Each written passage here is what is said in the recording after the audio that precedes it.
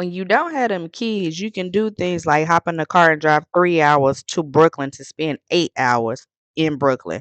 So spend 8 hours with me in Brooklyn. Now, originally, this was a girls' trip, but we went ahead and invited the guys on to come with us, and we had a outline of a plan. We don't know what we really doing in Brooklyn today, but of course, we grabbed coffee first, and then we headed over to the Williamsburg Smorgasbord, which I have never been to a smorgasbord. And one thing I love about New York is the melting pot that it is, because it allows you to experience multiple cultures.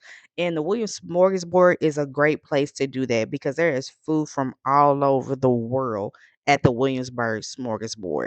And I ate myself straight into gluttony with these Korean beef dumplings and then the curry beef patty. I had some meat on a stick. I can't tell you what country it came from, but I know I burned my tongue because I was eating that food too fast. Now, I thought I lost all my taste buds from burning my mouth on every piece of food that I ate. We headed over to the waterfront and kind of sat there. Now, I ain't never sat on the water in New York, but this was pretty cool.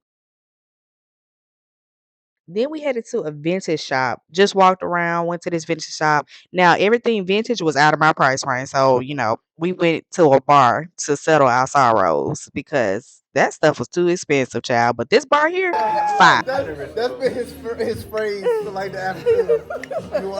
If you're in Brooklyn, definitely head over to Dead Letter #9 and check out Shimmy. I don't know what he was on that day, but baby, he was serving too many drinks, and I don't drink, so here we are.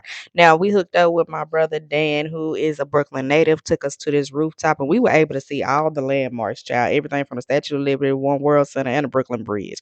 And then he took us to the little Thai place, okay? Because he know I love Thai, so we ate down, and then we hopped back in that car and drove 3 hours back to Maryland.